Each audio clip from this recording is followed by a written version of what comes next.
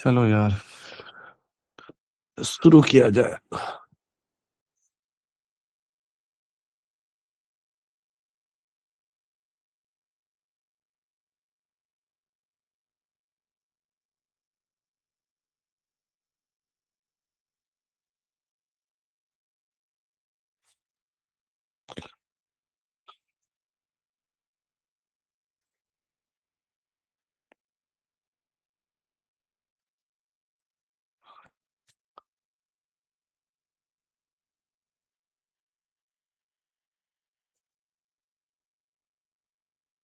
अरे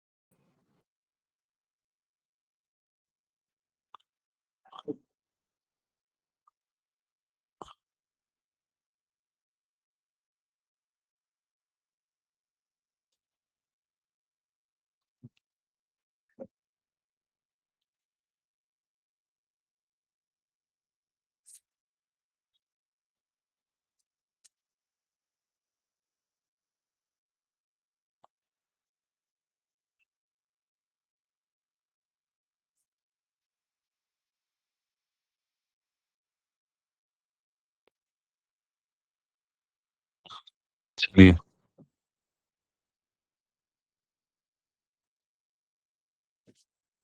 देखो, जो सॉलिबिलिटी है, सबसे पहले तो सॉलिबिलिटी तुमको समझा देते हैं, है ना, कि सॉलिबिलिटी होता क्या है।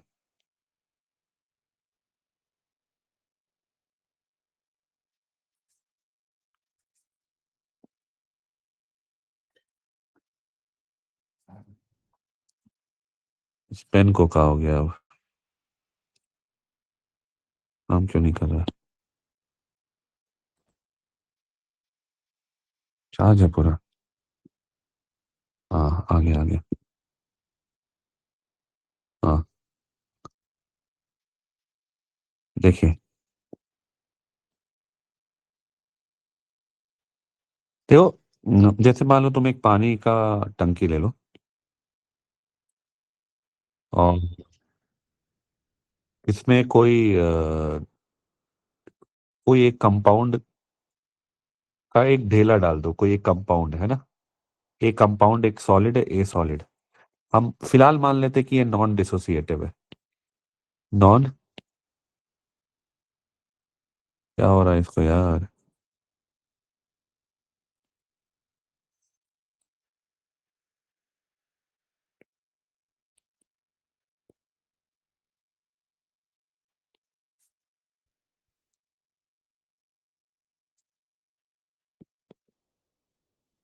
पेन को क्या हो गया है?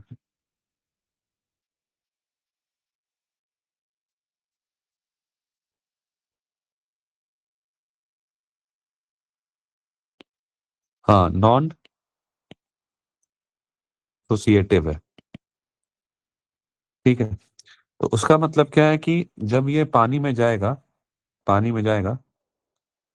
यहाँ पे, तो ये अगर मान लो कोई अमाउंट है इसका घुल गया, जैसे ये मान लो ढेला है मेरा, ए सॉलिड। ठीक है, तो व्हेन आई से कि कुछ पार्ट डिसॉल्व कर गया, लेट अस सपोज कि इतना पार्ट डिसॉल्व कर गया है, इसका मतलब क्या है कि एक इक्विलिब्रियम स्टैब्लिश हुआ है डिसॉल्व पार्ट और अनडिसॉल्व पार्ट के बीच में। तो कैसे लिखोगे कि ए सॉलिड और एक इक्विलिब्रियम हो गया ए एक्वस के बीच में। तो तो जब इस तरह का सिचुएशन होता है तो हम लोग उसको बोलते हैं सैचुरेटेड सोल्यूशन हो गया, इक्विलिब्रियम अटेन हो गया। तो तीन तरह का सोल्यूशन होता है: अनसैचुरेटेड, सैचुरेटेड और सुपर सैचुरेटेड। तो अभी हम लोग फिलहाल सैचुरेटेड में हम लोग इसका जिक्र कर रहे हैं। तो ये वाला पार्ट जो है तुम्हारा, ये अपना सॉलिड फॉर्म में और ये एक्वेटेड स्टेट में चल गया। अब दूसरा होता है कि अगर मान लो व्हाट इफ ए सॉलिड की जगह हम कोई सॉल्ट ले लेते हैं, मान लो ए बी सॉल्ट ले लेते हैं, ठीक है, तो इसका भी इक्विलिब्रियम मेंटेन होता। तो ए बी एक्वस। अब अगर हम ये मान लें कि ये स्ट्रॉन्ग, क्योंकि सॉल्ट है तो salt are generally strong electrolyte, तो अगर इसका मैं सॉल्ट ले लूँ, कोई सॉल्ट है, तो salt are generally strong electrolyte. तो अगर कुछ नहीं दिया हो तो हम पूरा डिसोसिएट करके करेंगे। A plus x plus B minus x. तो यहाँ पे जो के इक्विलिब्रियम लिखाएगा, जैसे मान लो अगर हम के से लिखना चाहें या के इक्विलिब्रियम जो भी है, तो वो हो जाएगा A plus and B minus divided by A B solid. अब ये दोनों मल्टीप्लाई होगा। अब ये जो वैल्यू होता है, ये वैल्यू, ये वैल्यू कांस्टेंट होता है, ठीक है, कंसंट्रेशन कांस्टेंट होता है।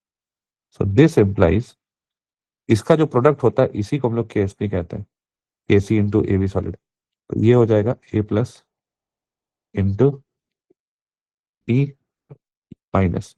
तो इसको हम लोग बोलते हैं solubility product of the salt. Now अब देखो, अब यहाँ पे यही एक चीज है कि डिसॉल्व और डिसोसिएटेड होने में यही अंतर होता है। जैसे यहाँ ये डिसॉल्व है, ये भी डिसॉल्व है, दोनों दोनों ही क्या है, डिसॉल्व है, ठीक है ना। पर ये जो है ये डिसोसिएट नहीं हो रहा, ये नॉन डिसोसिएटिव है। पर ये वाला जो है ये डिसोसिएट हो रहा है। तो डिसॉल्व होने का मतलब ये नहीं है कि डिसोसिएट हो रहा हो, ठीक है। तो यूजुअली क्या होता है, अगर स्ट्रॉन्ग इलेक्ट्रोलाइट है, स्ट्रॉन्ग इलेक्ट्रोलाइट क्या है, किसको हम ले लेते हैं, स्ट्रॉन्ग इलेक्ट्रोलाइट किसको ले लेते हैं। तो जनरली जो स्ट्रॉन्ग इलेक्ट्रोलाइट होते हैं, जनरली मतलब कि जो डिसॉल्व होने पे डिसोसिएट भी हो जाएंगे, तो जनरली हम लोग लेते हैं strong acid, strong base and किसी सॉल्ट को। तो इसको हम लोग जनरली स्ट्रॉन्ग इलेक्ट्रोलाइट मानते हैं, ठीक है, हमारे सिलेबस के अकॉर्डिंग में।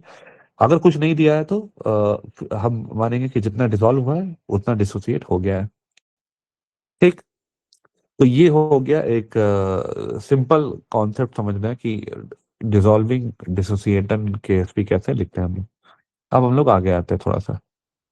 अब जैसे सॉल्युबिलिटी में और क्या जानना है हम लोग को, तो अब एक एनसीईआरटी में डेटा दिया हुआ है, वो थोड़ा सा हम लोग जान के रखेंगे कि एनसीईआरटी में एक बात बोला है, क्या बात बोला है, एज पर एनसीईआरटी की अगर सॉल्युबिलिटी, सॉल्युबिलिटी यानी कितना मोल घुल सकता है, वो ग्रेटर देन 0.1 m है, तो उसको हम लोग क्या लिखते हैं, दैट इज सॉल्युबल, सॉल्युबल। और अगर सॉल्युबिलिटी जो है 0.1 m से कम है एंड 0.01 m से ज्यादा है, तो ये हो जाता है slightly soluble, slightly soluble, slightly soluble. और फिर स्पेरिंगली होता है जब solubility is less than 0.01 m, तो उसको स्पेरिंगली सॉल्युबल कहते हैं, स्पेरिंगली। अब देखो, कोई भी सॉल्ट जो होता है, एक बड़ा इंटरेस्टिंग पॉइंट मैं तुमको बताता हूँ, बहुत इंटरेस्टिंग है, इसको ध्यान से सुनना, ठीक है। देखो,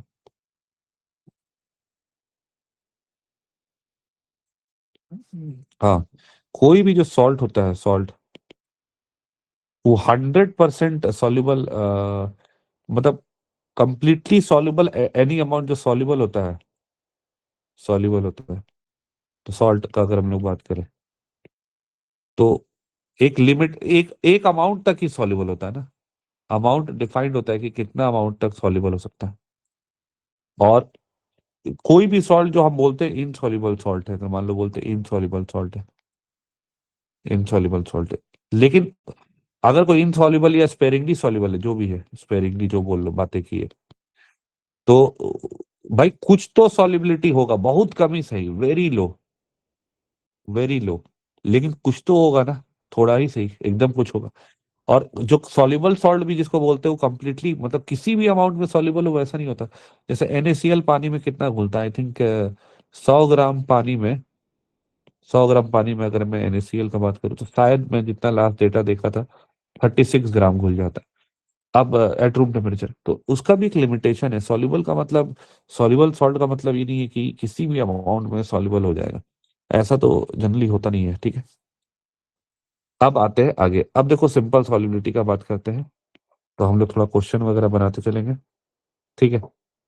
तो अब जैसे तुमको बोल दे जिरकोनियम फॉस्फेट, है ना, जिरकोनियम फॉस्फेट का केएसपी कैसे लिखोगे?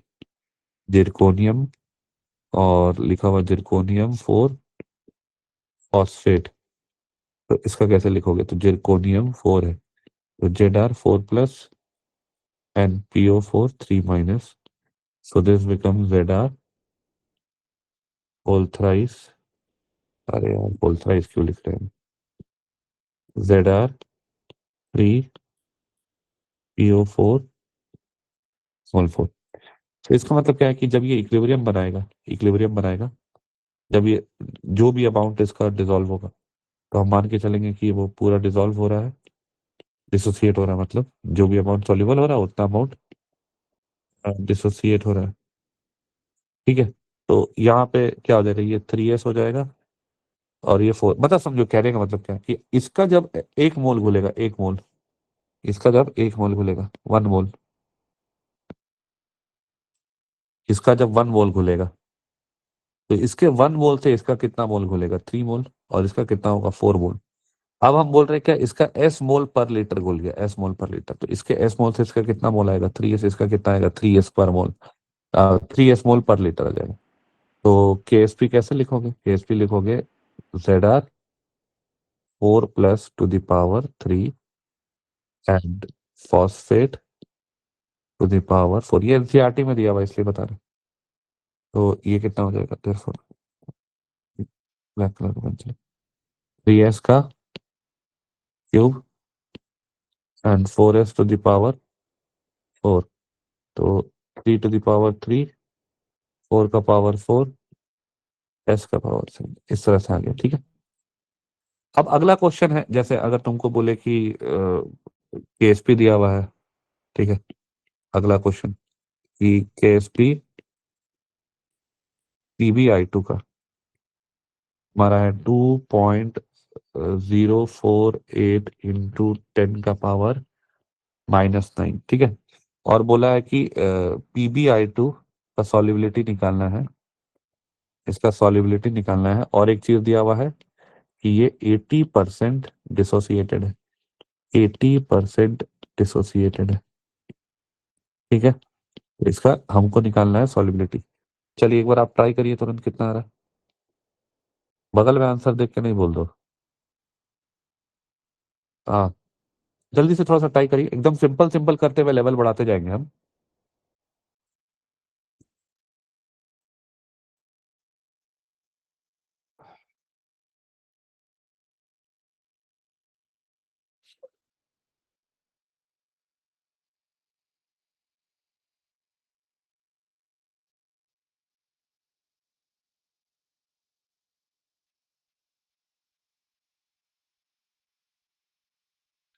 आ गया, कितना आया? Sir sir 2 minute.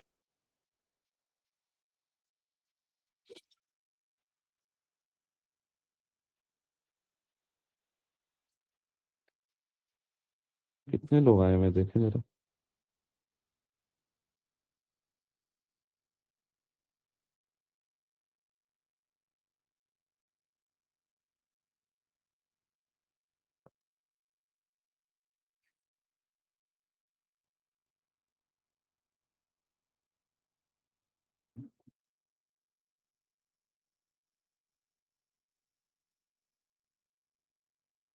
Sir Ksp का वैल्यू दिखाएं। केएसपी 2.048 इंटू 10⁻⁻⁹ आसान है, 8 देखो into 10 to the power -3.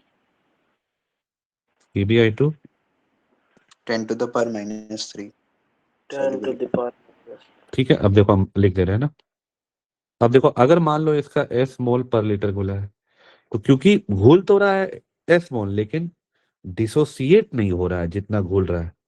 जैसे मान लो 1 मोल घुल रहा है, तो बोल रहा है कि 0.8 मोल ही उसमें डिसोसिएट कर रहा है, ठीक है, तो हम लोग यहाँ क्या लिखेंगे, 0.8s, और ये 2 × 0.8s दैट इज 1.6s, इसका इतना मोल मिलेगा। तो फिर KSP क्या लिखाएगा, 2.048 into 10⁻⁹ equal to 0.8s into 1.6x का स्क्वायर। तो ये आ जाएगा 2.048 इंटू 10⁻⁹ इक्वल टू 2.048 इंटू s cube. So therefore s is equal to 10⁻⁻3। तो इस तरह से सॉल्व करना है, समझ गए। चलिए इसी के साथ अब अगला क्वेश्चन करते हैं हम लोग। जैसे तुमको एक अगला क्वेश्चन मैं देता हूं, ठीक है, KSP AB equal to 10⁻⁻10 and KSP A to B equal to 2 × 10⁻⁻12। तो इसका मान लेते हैं सॉल्युबिलिटी है S1, और इसका मान लेते हैं सॉल्युबिलिटी है S2। तो अब तुमको ये बताना है कि किसका सॉल्युबिलिटी ज्यादा है, कौन सा सॉल्ट ज्यादा सॉल्युबल है।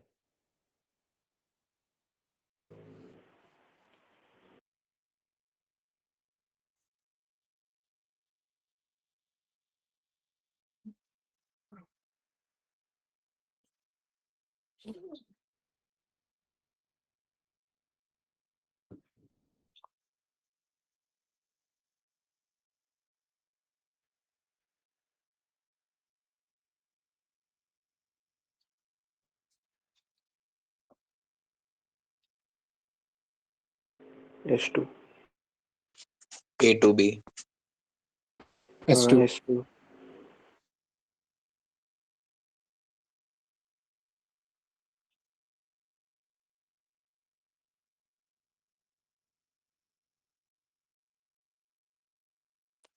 कौन ज्यादा सॉल्युबल है। S2। सेकंड वाला। अच्छा ठीक है, ठीक है, देख लेते हैं।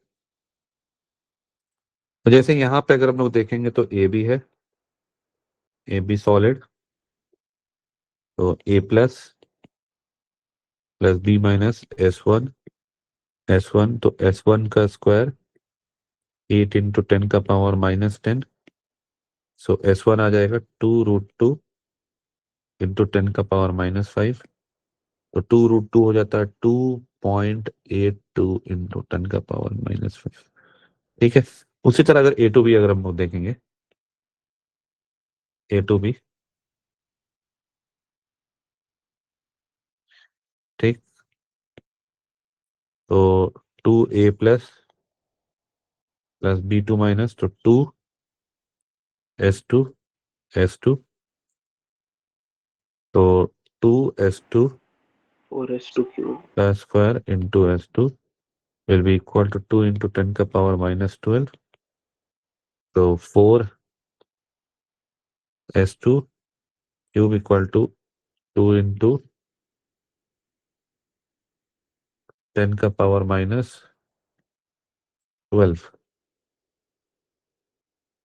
So S2 equal to S2 cube 500 into 10⁻⁻15। तो S2 equal to 7 point something आएगा, ये 7 पॉइंट समथिंग इंटू 10⁻⁻5। तो ऑब्वियसली यहाँ से साफ पता चल रहा है कि दोनों में से कौन ज्यादा है, तो S2 ज्यादा S2। है। ठीक है, चलिए अब अगला क्वेश्चन आते हैं। अब देखो, अब हम लोग बात करेंगे कॉमन आयन इफेक्ट का, और अब एक बात समझेंगे, कॉमन आयन इफेक्ट का हम लोग अब देखेंगे। सिंपल सॉल्युबिलिटी खत्म हो गया है, अब हम लोग बात करते हैं कॉमन आयन इफेक्ट। ठीक है, तो कॉमन आयन इफेक्ट में क्या है, बहुत आराम से हम इस चीज को समझ सकते हैं। जैसे मान लीजिए आपके पास एक कंटेनर है, कंटेनर है यहाँ पे, ठीक है, यहाँ पे पानी है, पानी, और एक कंटेनर है, ठीक है।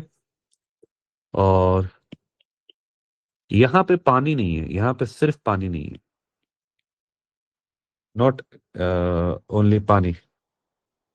तो जैसे मान लो कि यहाँ पे NaCl का सोल्यूशन है, तो कंसंट्रेशन ऑफ NaCl मान लो 0.1 m है।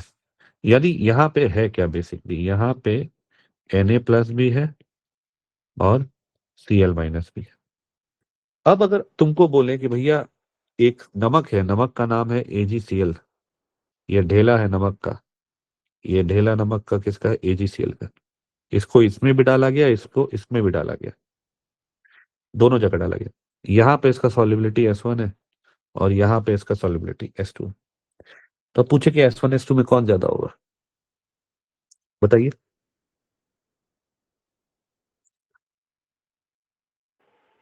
S1 S2 में कौन ज्यादा होगा? H2। अरे भाई, कौन सा ही तुम सस्ता वाला लेके आया है रे, S2 बोल रहा है।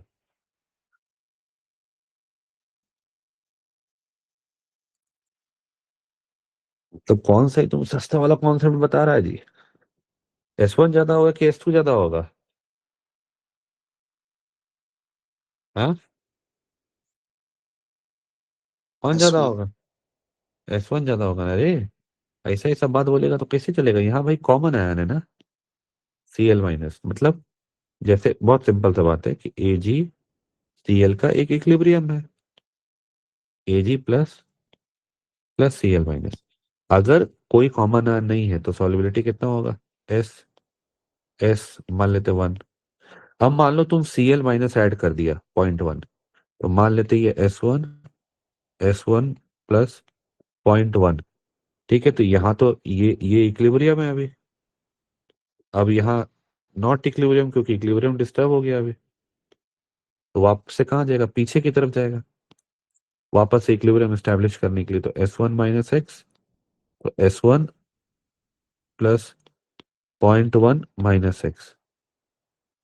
ठीक है, तो ये क्या हो गया, दिस इज बेसिकली S2 + 0.1। तो बेसिकली क्या हो गया, S2 हो गया S1 - X, है ना। कहना इतना तो लिखना भी नहीं चाहिए था हमको, हम तो ऐसे ही लिख दिए। सिंपल सा बात है, कॉमन आयन के प्रेजेंस में सॉल्युबिलिटी AgCl का क्या हो रहा है, घट रहा है। हालांकि कभी कभी ऐसा भी होता है कि बढ़ता है, लेकिन उसको ऑड आयन इफेक्ट कहते हैं।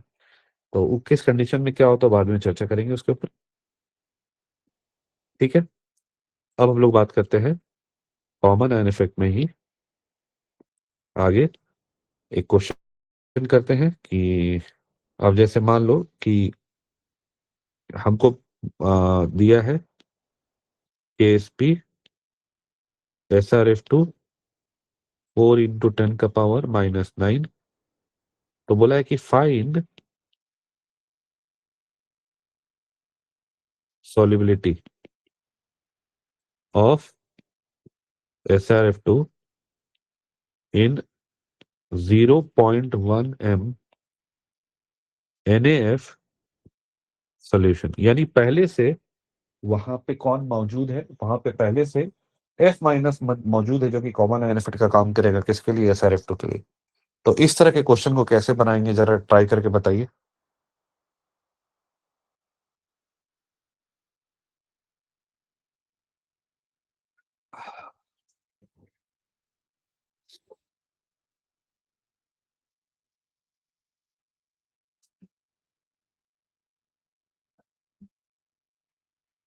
और 4 × 10⁻⁷।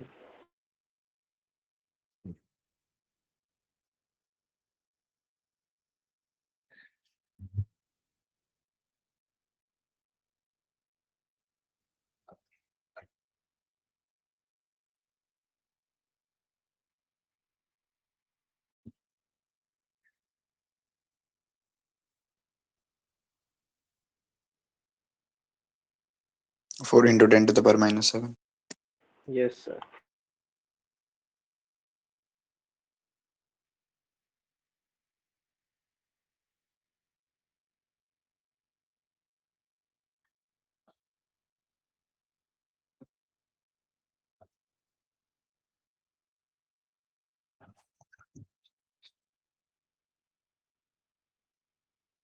ठीक है, देखो अब कैसे इसको सॉल्व करना है, सॉल्व करके दिखाते हैं। अब इस तरह के क्वेश्चन को कैसे सॉल्व करेंगे, फिर इसके बाद हम लोग अभी प्रेसिपिटेशन और फिर सेलेक्टिव प्रेसिपिटेशन सब में भी आएंगे। देखो, जैसे मान लो कि फिलहाल NaF नहीं है, ठीक है ना, तो तब समझ में आएगा कि क्वेश्चन कैसे सॉल्व करते हैं। अगर हम मान लें कि NaF नहीं है, तो अगर NaF नहीं है तो हम क्या लिखते हैं, Sr2 plus plus 2F minus, तो ये होता है S, ये होता है 2S। सो ये हो जाता है कि 4S क्यूब इक्वल टू 4 × 10⁻⁻9। ठीक है, तो यहां से S कितना आता, 10⁻³ आता। लेकिन ये 10⁻³ तब आता जब कोई कॉमन आयन नहीं था। अब एक्चुअल क्वेश्चन में तो कॉमन आयन है, और NaF कितना दिया हुआ है, F माइनस 10⁻⁻1m। तो जो कॉमन आयन है वो इसके कंसंट्रेशन से ऑलमोस्ट 100 गुना ज्यादा है। तो इसका मतलब है सॉल्युबिलिटी देयरफॉर और भी बहुत ज्यादा कम हो जाएगा। ठीक है, इसका मतलब है कि हम जब लिखेंगे in presence of common ion तो कैसे लिखेंगे, तो जो एक्चुअल सॉल्युबिलिटी है जो कि पहले से कम आएगा S, और ये होगा 2S प्लस 0.1। पर हम देख पा रहे हैं कि जो S है वो 10⁻⁻1 से बहुत कम होगा, तो इसको हम ऑलमोस्ट लिख सकते हैं, approximation. इसको हम लोग ऑलमोस्ट लिख सकते हैं कि ये है, दिस इज ऑलमोस्ट 0.1 ओनली। सो इससे क्या आ जाएगा, देयरफॉर S इंटू 0.1 का स्क्वायर अब ले लेंगे, which will equal to 4 × 10⁻⁻9। This implies S equal to 4 × 10⁻⁻7। ठीक है, ये हो गया इसका सॉल्युबिलिटी। आगे बढ़ते हैं।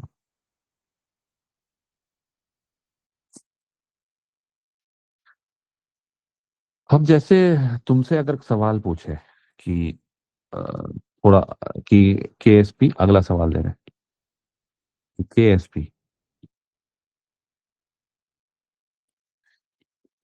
PbF2 equal to 4 × 10⁻⁻8। तो बोल रहा है कि बताओ इसका सॉल्युबिलिटी S1 कितना है 0.1 m NaF में।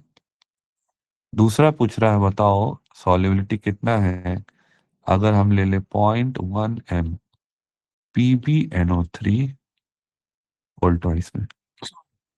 तो दोनों जगह एक एक बार इस सॉल्यूशन में डाला गया और एक बार इसके सॉल्यूशन में डाला गया, और पूछा कि बताओ कितना है सॉल्युबिलिटी।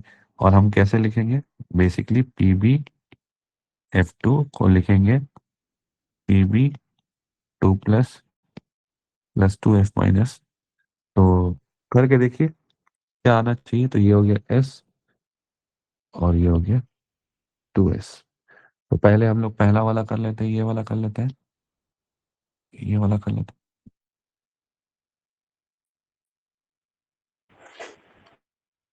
4 × 10⁻⁻6. हैं। हाँ ठीक है, दोनों करो जल्दी से।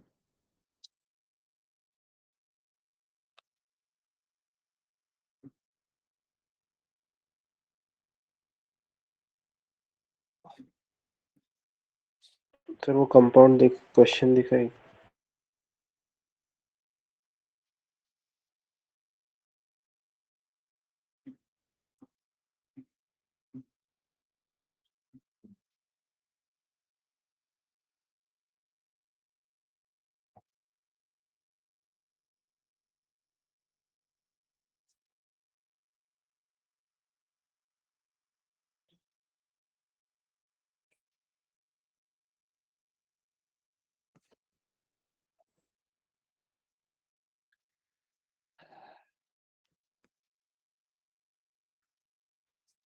हाँ 4 × 10⁻⁻6। 4 × 10⁻⁻6. चलो अब देखते हैं पहले वाले केस में क्या ऊपर होगा। पर. पहले वाले केस में F माइनस जो है वो तुम्हारा है, तो S1 इंटू 2s1 प्लस 0.1 का स्क्वायर इक्वल टू 4 इंटू 10⁻⁻8 और ये अप्रोक्सीमेट हो जाएगा, सॉल्युबिलिटी 0.1 से कम होगा, तो देयरफॉर S1 आ जाएगा तुम्हारा 4 इंटू 10⁻⁻6। क्यों? क्योंकि 2s1 plus 0.1 is almost equal to 0.1 for same reason as जो ऊपर बताए थे। दूसरे वाले केस में जब S2 निकालोगे, इस वाले केस में, तो यहाँ पे आ जाएगा तुम्हारा S2 प्लस 0.1 इंटू 2s2 का 10 raised to minus 3.5. -3, so this implies 4 cancel हो जाएगा। सर तो 8 हाँ 4 into 10 raised to minus 8. अच्छा ठीक है, लिखते हैं। तो ये 10⁻⁻8 हो गया, तो S2 स्क्वायर 10⁻⁻8, तो 10 का पावर आ गया ना, तो 7 S2 इज इक्वल टू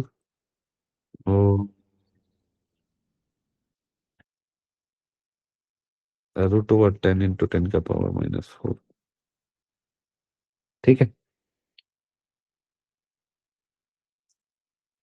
तो आ गया ये भी, यहाँ पे 0.1 इंटू 0.1। ठीक है, समझ गए।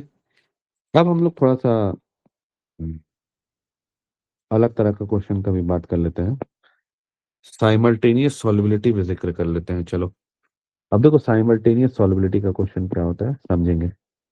अब जैसे क्या हुआ है, जैसे मान लीजिए एक कंटेनर है, इस कंटेनर में मान लीजिए आप 2 नमक डाले, एक पानी है, यहाँ पे पानी है, ठीक है। इस कंटेनर में आप 2 नमक डाले, कौन सा 2 नमक डाले आप? एक डाल दिए AgCl और एक डाल दिए AgBr। अब AgCl का इक्विलिब्रियम क्या लिखाएगा? AgCl solid equilibrium Ag plus, हाँ नमस्ते मैम,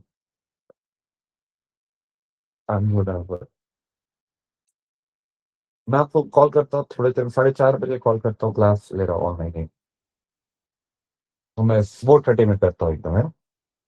ठीक है, थैंक यू। हाँ हाँ हाँ।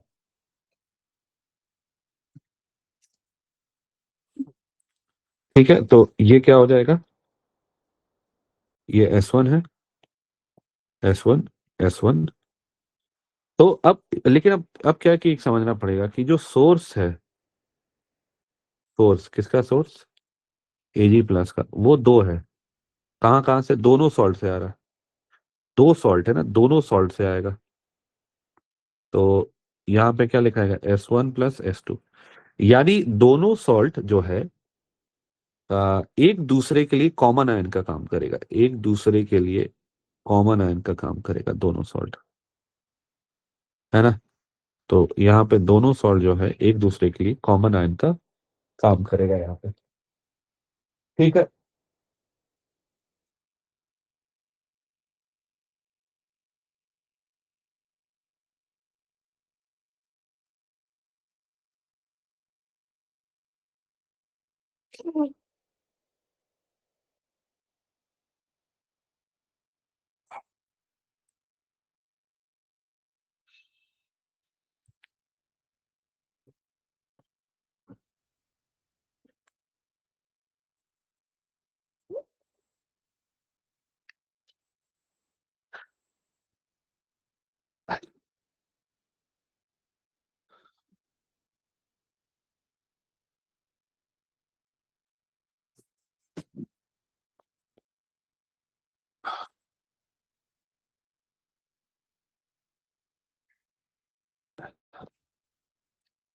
हो गया।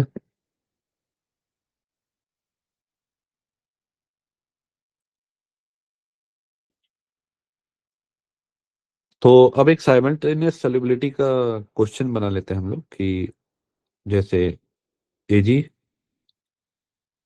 HCN का KSP कितना है? 1 × 10⁻12। और एक और सॉल्ट है KGPR, इसका सॉल्युबिलिटी है 5 × 10⁻13। तो तुमको दोनों का सॉल्युबिलिटी बताना है। S1 ले लेते हैं, S2 ले लेते हैं। चलिए करिए ट्राई।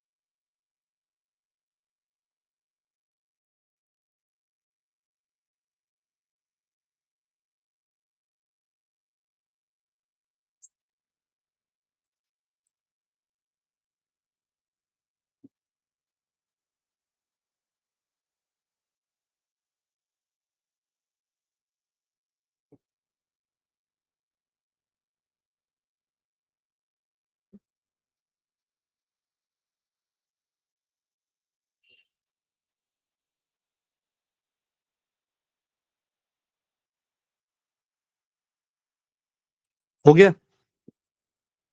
8 × 10⁻7। 4 × 10⁻7। गलत आ रहा हमको तो लग रहा है ऐसा। नहीं सर, वो रूट में आ रहा है कुछ तो। हाँ, रूट पे आएगा। चलो थोड़ा डिफिकल्ट क्वेश्चन सब भी करेंगे, इसको हम जल्दी से बता दे रहे हैं ना, करके ही दिखा देते हैं ऐसे तुम। तो इक्वेशन दो वेरिएबल बन रहे हैं।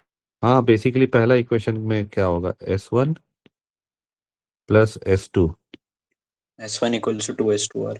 तो हाँ, 1 × 10⁻12 आ जाएगा। और दूसरे में आ जाएगा S2 S1 + S2, 5 × 10⁻13। तो जब डिवाइड करेंगे तो S1 = 2S2 आ जाएगा। अब इसको यहाँ पुट कर दो, है ना? सर नहीं तो दोनों को ऐड कर सकते हैं, S1 + S2 होल स्क्वायर बन जाता है। ओह, लेकिन फिर तो पुट करके ही करना पड़ेगा ना यार, क्या फर्क पड़ता है, फिर तो बात वही हो गया। हो गया ना? हम्म। ठीक है, चलो बन गया ये वाला। अब हम लोग आगे चलते हैं। अब आते हैं प्रेसिपिटेशन का, बात करते हैं, ठीक है ना? प्रेसिपिटेशन धीरे धीरे थोड़ा डिफिकल्ट क्वेश्चन आएगा, अभी तक तो इजी था सब। तो प्रेसिपिटेशन कब होता है?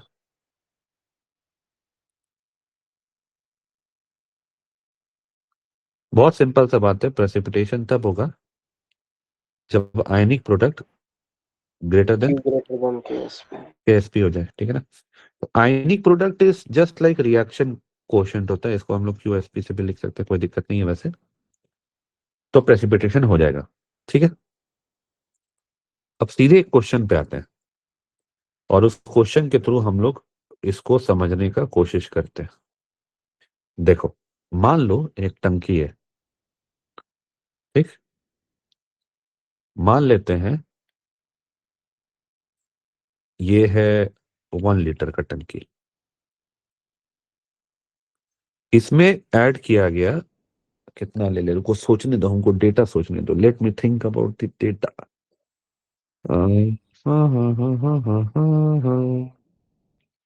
मान लेते हैं इसमें 10⁻⁻2 मोल AgNO3 ऐड किया गया 10⁻² मोल,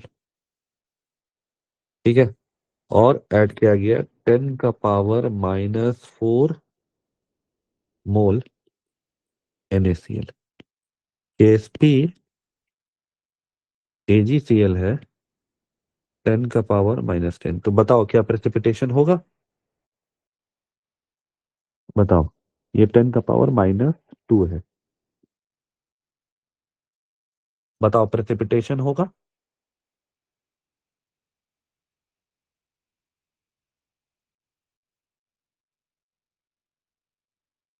जल्दी बताओ रे भाई।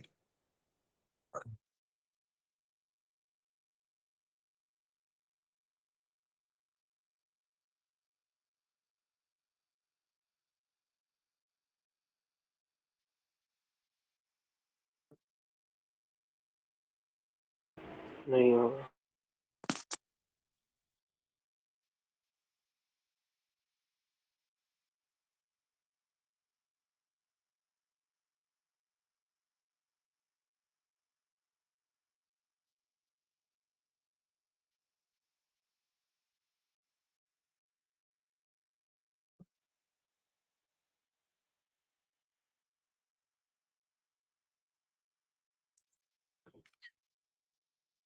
प्रेसिपिटेशन होगा। यस सर होगा, 10⁻⁻6 ग्रेटर देन। अब ठीक है ना, अब देखो, अब मेरा अगला सवाल ये है कि कितना मोल AgCl का प्रेसिपिटेट करेगा। तो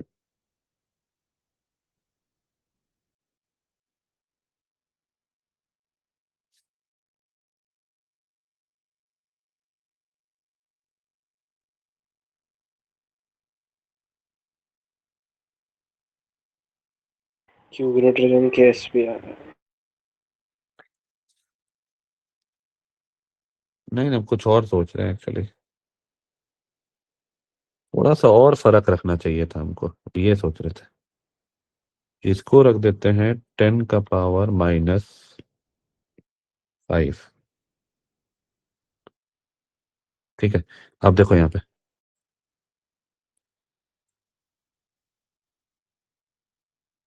तो अरे यार,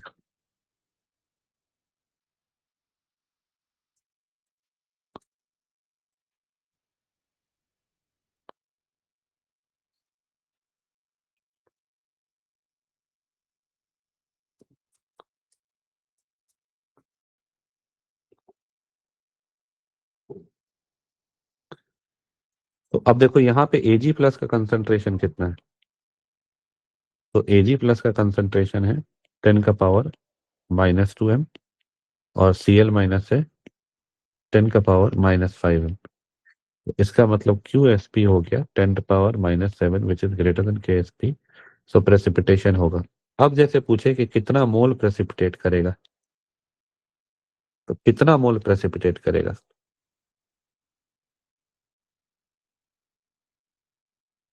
कितना मोल प्रेसिपिटेट करेगा?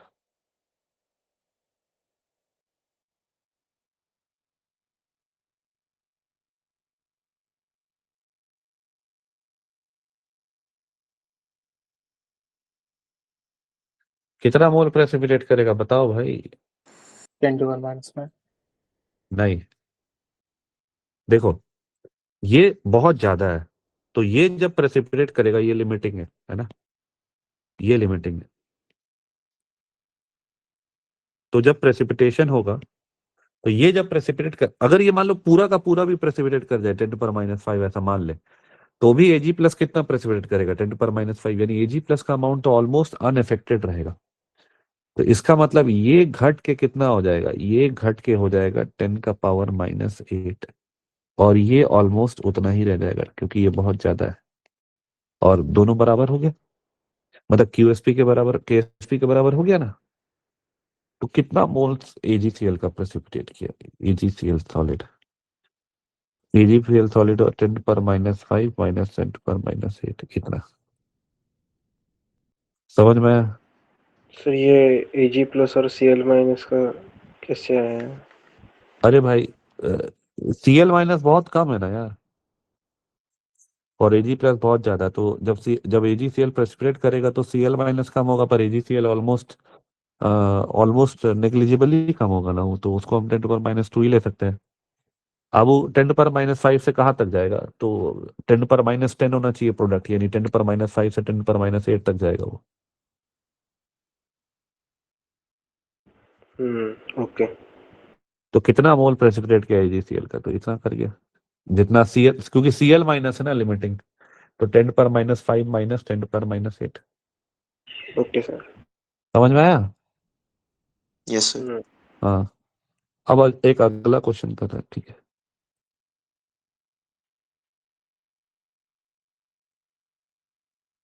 अब थोड़ा एक अच्छा क्वेश्चन है ये वाला, और इस क्वेश्चन को पूरा सॉल्व करके दिखाएंगे, और इस क्वेश्चन को पूरा सॉल्व करने के बाद क्लास को एंड कर देंगे।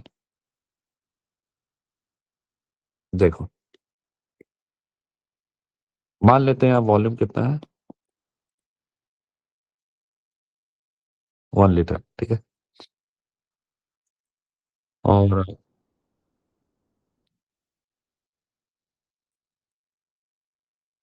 यहाँ पे 4 तरह का आयन है, Na+ है, इसका कंसंट्रेशन है 10⁻। Na+ का कंसंट्रेशन की जरूरत नहीं है, ठीक है, इसको रहने देते हैं। Cl- ले लेते हैं यहाँ पे, तो यहाँ पे मान लेते हैं Cl- है, कितना है Cl- 10⁻5 है। उसके बाद Br- है, 10⁻−9 उसके बाद I- है, 10⁻13। अरे यार, ये ना एक्चुअली तबीयत ठीक नहीं लग रहा है। और इसमें क्या है, KSP दिया हुआ है, KSP। तो AgCl का 10⁻10, AgBr का 10⁻13, एंड AgI का 10⁻16। और इसमें ऐड क्या किया गया है, इसमें ऐड कर रहा है AgNO3 एकदम स्लोली, स्लोली, ठीक है। तो तुमको बताना है कि सबसे पहले कौन प्रेसिपिटेट करेगा, फिर सेकंड में कौन करेगा, और फिर थर्ड में कौन करेगा।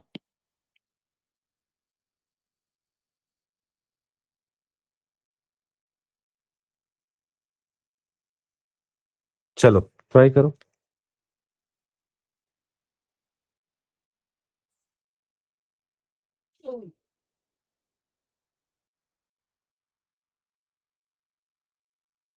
और फिर तुमको ये भी बताना है कि जब फर्स्ट जब सेकंड सॉल्ट प्रेसिपिटेट करेगा, पहले तो ये, चलो पहले ये बता दो, फिर बाद में करेंगे दूसरा पार्ट।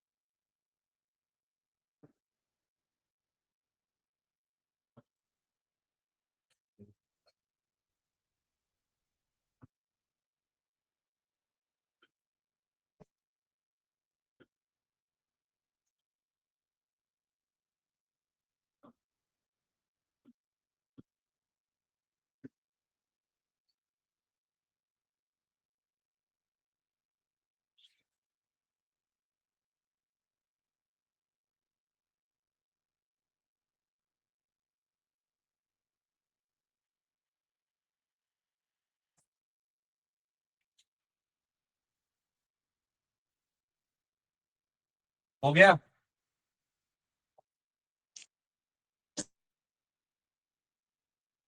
हुआ? सर AgCl AgBr Ag हाँ, order wise AgCl Bri। chlorine bromine iodine order is चलो देखते हैं। तो ClIb। देखो, जब इसके लिए कितना Ag प्लस चाहिए वो देखो। इसके लिए Ag प्लस चाहिए 10⁻⁻5। इसके लिए कितना चाहिए? 10⁻⁻4। और इसके लिए कितना चाहिए? 10⁻⁻3। तो सबसे कम कहाँ चाहिए? Cl के लिए। यानी सबसे पहले कौन प्रेसिपिटेट करेगा? AgCl, फिर AgBr, फिर AgI AgI। अब मेरा अगला सवाल ये है कि जब AgI का प्रेसिपिटेशन शुरू होगा, जब AgI का प्रेसिपिटेशन शुरू होगा, ये जब स्टार्ट करेगा, उस समय Cl माइनस का कंसंट्रेशन कितना होगा? जब AgI will start to precipitate, उस समय तो सबसे पहले AgCl करेगा, फिर AgBr, फिर AgI। तो AgI जब शुरुआत करेगा प्रेसिपिटेट करना, उस समय Cl माइनस का कंसंट्रेशन कितना होगा? ऑब्वियसली 10⁻⁻5 से कम हो जाएगा वो। 7 minus 7 10 to power minus 7।10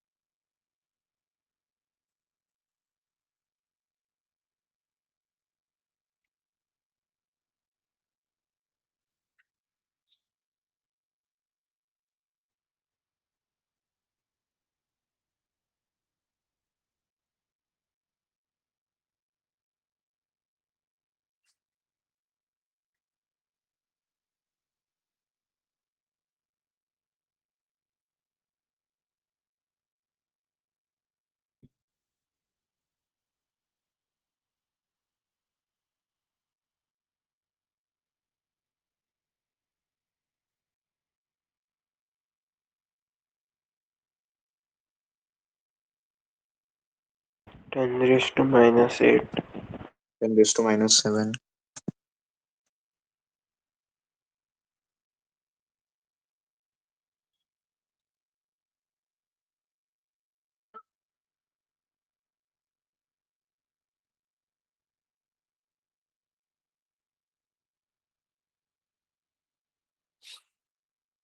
गया सबका? yes sir 10 to power minus 7। तो हम लोग को देखना है कि जब Ag प्लस स्टार्ट करेगा प्रेसिपिटेट कर AgI, तो उस समय Ag प्लस का कंसंट्रेशन कितना होगा? उस समय Ag प्लस होगा 10⁻⁻3। तो इसका मतलब क्या है कि Ag plus into Cl minus 10⁻⁻10 होगा। तो दिस इंप्लाइज Ag प्लस 10⁻⁻3 है, 10⁻⁻10। तो देयरफॉर उस मोमेंट ऑफ टाइम पे minus 7। Cl माइनस 10⁻⁷ होगा। समझ में आ गया? yes तो चलिए फिर इसी के साथ आज का क्लास यही समाप्त किया जाए। तबीयत थोड़ा ठीक नहीं है मेरा। तो और इस सप्ताह कौन कौन सा क्लास हो गया आप लोगों का? तो तीनों एक एक बारी होगी तीनों हो गया है? एक एक बार, हाँ। ओ, क्या पढ़े फिजिक्स में? fluids fluid. ओ, और मैथ्स में? आज में सर वर्कशीट किया था पिछले टॉपिक्स में रिवीजन करना। अच्छा, तो अभी संडे को टेस्ट जो है वो आप लोग सब दे रहे हैं? हाँ सर हाँ, वो पेपर हम ही बनाए हैं, आप लोगों का दोनों पेपर। फिर उसमें दोनों इक्विलिब्रियम आ रहे हैं ना? हाँ, अब आयनिक है तो केमिकल में क्या मतलब आयनिक पढ़ोगे तो केमिकल तो आना ही चाहिए बाय डिफॉल्ट, ऐसा तो कुछ है ही नहीं जो केमिकल के बिना आयनिक कैसे होगा। हम्म, हाँ तो वो तो अंडरस्टूड ही है कि वो कॉन्सेप्ट तो लग ही जाएगा दोनों तरफ। तो बाकी थर्मोडायनेमिक्स और हाइड्रोजन और ऑप्टिकल आइसोमेरिज्म है तो वो भी कर लेगा अच्छे से। सर सर आइसोमेरिज्म पूरा पेपर आता है ना? डिफिकल्ट है कि इजी? क्या चीज का? पेपर डिफिकल्ट है कि इजी? तुमको कैसा चाहिए? आप डिफिकल्ट। जैसा बन। लास्ट वाला भी हम ही बनाए थे, मॉडरेट था वो, शायद 2 पेपर हुआ था। इस बार भी हम बनाए हैं, मॉडरेट ही बनाए हैं, डिफिकल्ट नहीं है। डिफिकल्ट जब होगा तो पता चल जाएगा लोगों को कि डिफिकल्ट आया। डिफिकल्ट पेपर में एवरेज नंबर नेगेटिव हो जाएगा जब हम डिफिकल्ट बनाएंगे, इसलिए अभी मजा करो। मॉडरेट पेपर है। हाँ सर। ठीक है, चलो इसी के साथ हम लोग क्लास को यहीं समाप्त करते हैं, कुछ बात ही नहीं है मेरा। चलिए फिर। अरे बहुत लोग आए थे आज तो एकदम। चलो, राधे राधे। हाँ सर, थैंक यू सर। हाँ। Thank you sir sir. Thank you sir.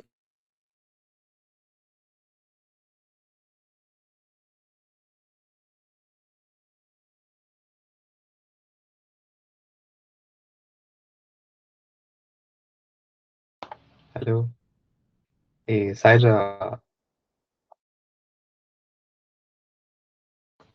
Hello शुतोष।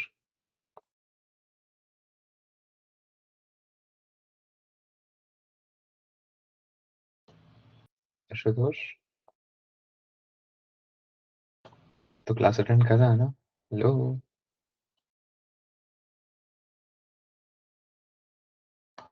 सहजा।